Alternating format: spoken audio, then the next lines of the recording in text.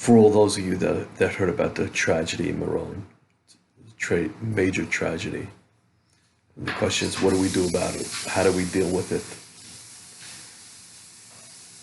Many of you have heard my friend Rabbi Jacobowitz talk about it. I wanted to just mention something that he pointed out from one of the children that passed away. He said he wrote on the whiteboard before he left in the morning that day. He wrote, "Don't go away where everybody else goes because there's a traffic jam there." And it's an important thing to know, and it might be an important thing for us, each of us, to know and understand that in life the goal isn't to follow what everybody else is doing. The goal in life is for each of us to go in our own way, every single one of us. Sometimes it's easier to go and follow in other people's paths, but there's a traffic jam there. There's no room for other people. There's no room. Everybody has to create their own path. But why did this happen? We do not know. Hashem does things, everything for us, but it's only for one great thing we're supposed to get out of it. There was a man that had two of his children that passed away, I think a 12 and a 15-year-old sons. And he said, "Hashem, I love you." He said, "I love you very much, even though this happened. That's one thing I'm not giving away. I'm not giving away my emunah, my tachin in you. I know it all came from you. I don't know the reason. It's not my goal to know the reason. But I have trust in you, Hashem." And that's what every single one of us have to have. We have to have trust in Hashem that things happen because Hashem wanted them to. We don't know why. And we never will know why. It's impossible for us to know why. But one thing we do know, we know that Hashem was the one that made it happen.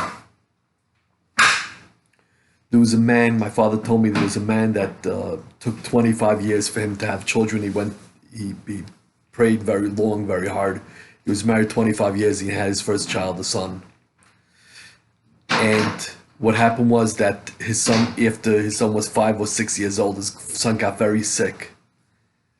Nobody knew what to do. The rabbi went to go look for him in his house, and he wasn't there. His wife said he went to shul, and the rabbi went running to shul, and he looked, and he found the man. His head was in the Aron Kodesh where we keep the Sefer Torahs. And the man's head, the rabbi's listening as the man was crying, and he said, "Hashem, I know this is a test. I love you still, and I love you so much for the test that you give me. If we all realize that these are all tests that happen to us, we'll love Hashem more and more for these moments and for every one of these moments." My son actually had a friend who was there a couple of minutes before this happened.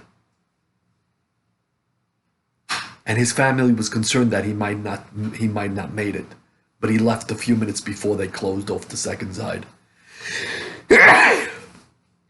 But when he came home that night, you know how excited and happy his parents were due to the fact that he was home, he was alive, he was talking to them that night. And that's what we should, everything that we have around us, we should all feel that about all that. We should feel, whoa, I'm so lucky I have children. I'm so lucky I have family. I'm so lucky I'm alive. I'm so lucky. Because there are so many times in life, it's possible that it could have been us. If Hashem would have wanted, it would have been us.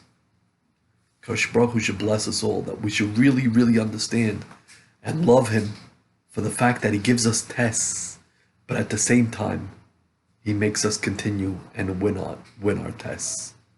Have a wonderful day.